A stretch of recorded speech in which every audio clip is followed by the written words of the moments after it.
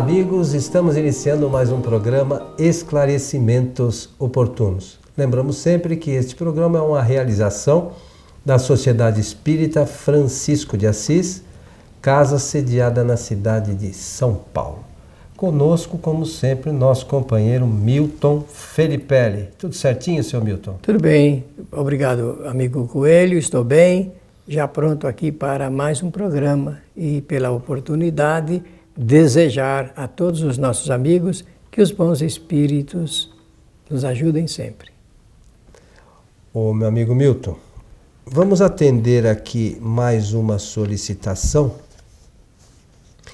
que diz o seguinte: qual a diferença entre mediunidade e medianimidade? Interessante a pergunta, porque a gente quase não lê sobre isso, nem ouve. Pouco se fala, né? Eu até gostaria de saber de onde, como é que a pessoa, como é que nasceu essa dúvida, se ela ouviu de algum expositor, se leu em algum livro, porque são raras as pessoas que procuram conhecer isso em detalhes. E a oportunidade vai dar chance também de nós falarmos a respeito da faculdade em si, que é o que mais é importante. Então, muito bem, seu Milton. Olha, pelo que eu estou vendo, você já tem aí o livro dos médiuns em cima da mesa, aí na sua mão. Isso. Então, eu vou pedir você a gentileza de ler o que Kardec escreve para depois fazer um comentário maior.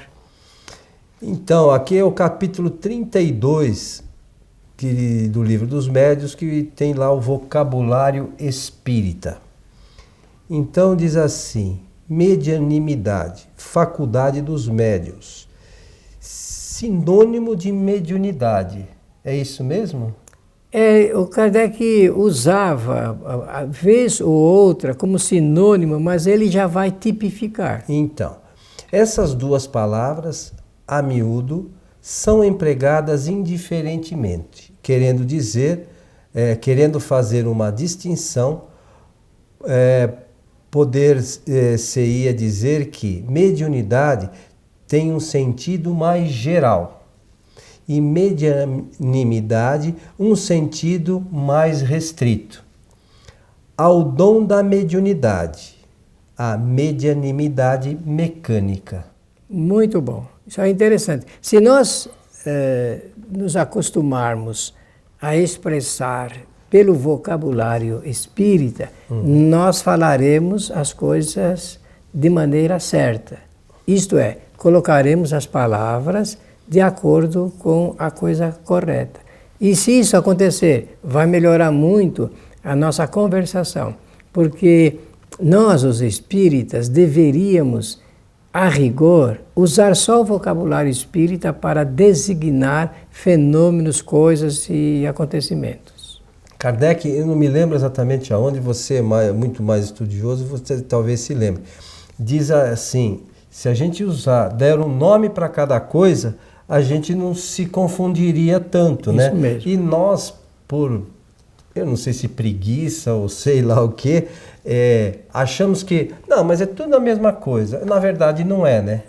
Mas eu penso que se trata de questão de cultura interior. Cada pessoa tem a sua cultura interior e ela vai usando de acordo com, inclusive, essa cultura. A palavra cultura aí tem que ser visto ligado com as nossas antecedências filosóficas, religiosas e sociais. Quando uma pessoa se acostuma com um vocabulário de uma determinada religião, ela, depois que ingressa no espiritismo, ela continua usando o vocabulário anterior. Ou pelo menos a coisa mais corrente, né? A forma de expressão mais corrente, que é a que a maioria usa, né? Isso mesmo. Então, começar então essa explicação dizendo o seguinte: Kardec iniciou um vocabulário espírita, ele não pôde terminá-lo. Ele partiu em 1869 e ele então deixou de completar esse trabalho que ele vinha fazendo muitíssimo bem. Mas nós podemos, que já temos aí no livro dos médiuns, pelo menos temos uma noção do como ele pretendia fazer.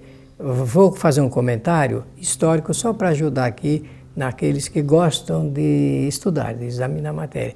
Vocês notaram que Kardec diz assim, que no geral essa palavra também é usada, a medianimidade, com o sentido de mediunidade. Ele deu a entender que muita gente escrevia e falava, mas na verdade era só ele que fazia naquele tempo isso, porque não havia ainda uma difusão tão grande de livros, de autores e tudo mais, de estudantes e pesquisadores. Então, ele está falando dele próprio ali.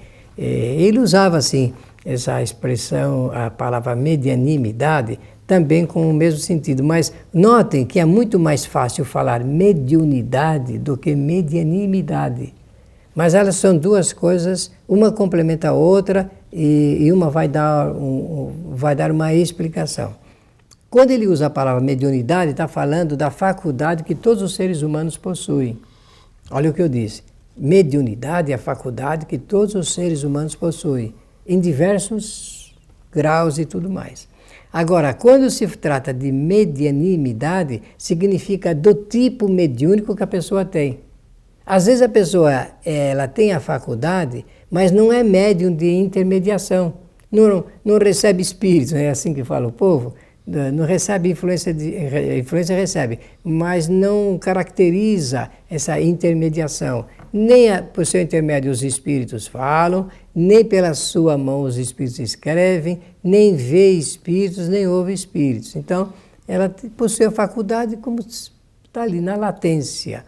Agora, quando o indivíduo ele é só médium psicógrafo, por exemplo, isto é, quando ele grafa o pensamento dos espíritos, então ele possui a faculdade chamada mediunidade, mas também a medianimidade da psicografia. É um tipo, vai tipificar a faculdade em si.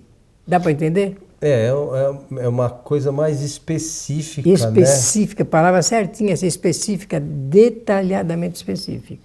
É interessante para quem estuda a doutrina, e poucos conhecem isso, né, Milton? Até porque a maioria diz assim, médium vidente, médium audiente, e não se atenta para esse detalhe que Kardec trouxe lá no seu material, já em 1800. O Livro dos Médiuns foi editado em que ano, Milton?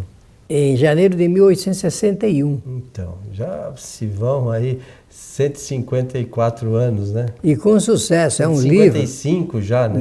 Mas é com sucesso, porque é um livro reeditado em muitos idiomas, procurado, estudado por muitos pesquisadores, esteve sendo examinado na Academia de Ciências da antiga União Soviética, na época em que nem se podia falar em religião nem nada lá na antiga Rússia, era só para a psicologia. Então, era um livro que foi examinado lá pelos acadêmicos lá da Academia de Ciências da Rússia, não é? Agora, aqui no Brasil é muito mais conhecido, nós temos muita gente que estuda o Livro dos Médiuns, que lê, gosta, os centros espíritas divulgam essa obra, não tanto quanto deveriam divulgar e examinar, não é?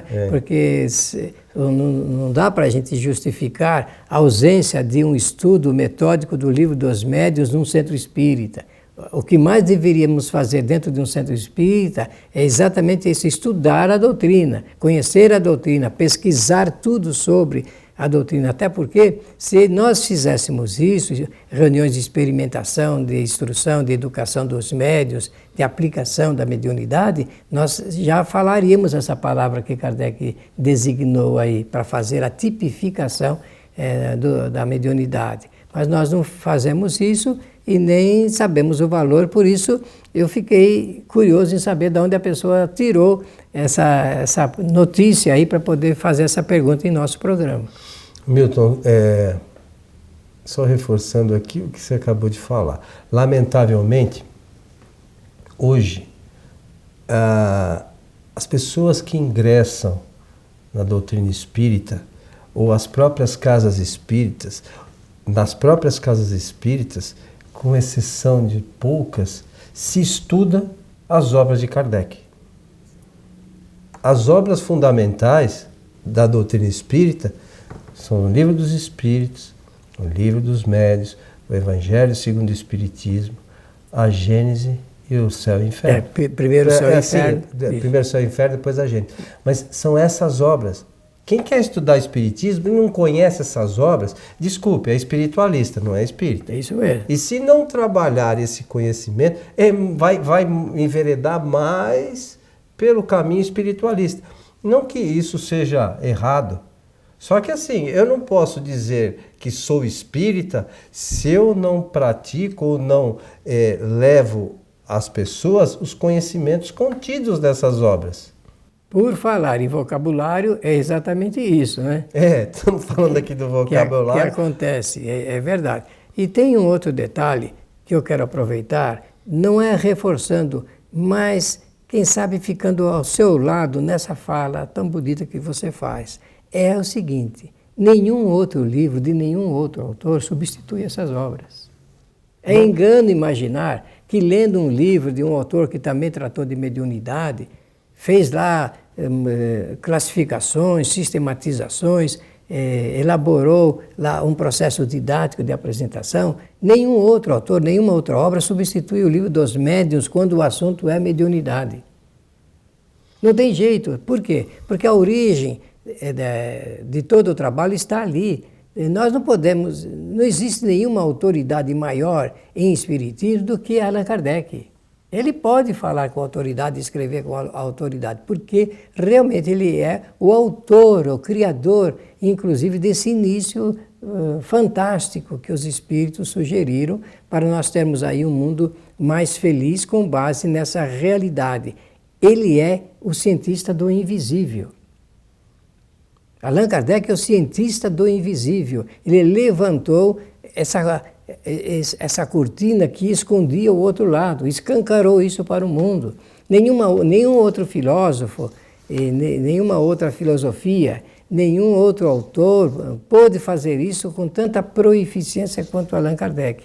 Portanto, ele escreve e fala sempre com muita autoridade a respeito dos assuntos espíritas.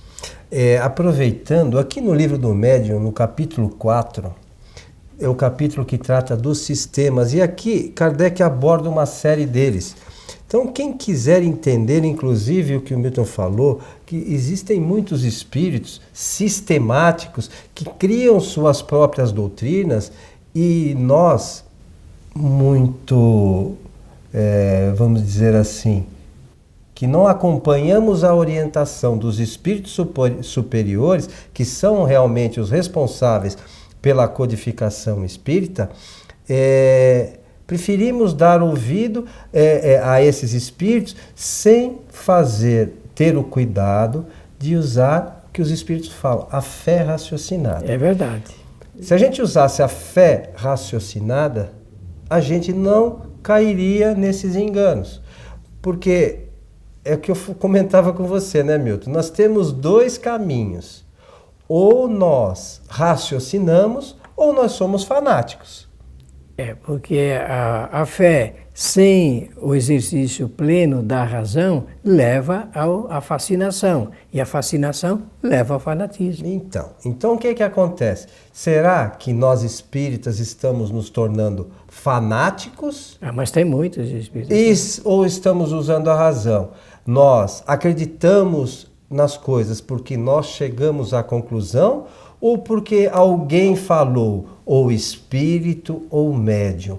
E a gente fala aqui, eu falo em algumas palestras que eu faço, e o Milton também, se vocês que nos ouvem, nos assistem, procurem saber o que a gente está falando aqui, se é verdade ou mentira. Procurem lá no capítulo dos sistemas do Livro dos Médiuns, está aqui, olha, quem quiser, é o capítulo 4, sistemas. E aí vai ver lá, sobretudo no final, tentem observar a resposta, o item 51. Leia com atenção o item 51 deste capítulo dos sistemas e vocês verão o que a gente sempre comenta aqui.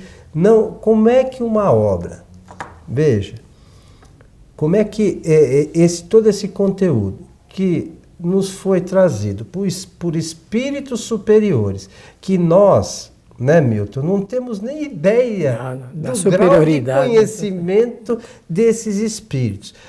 E o conteúdo foi trazido por esses espíritos e supervisionado por eles. Kardec simplesmente colocou aqui em ordem, não é isso?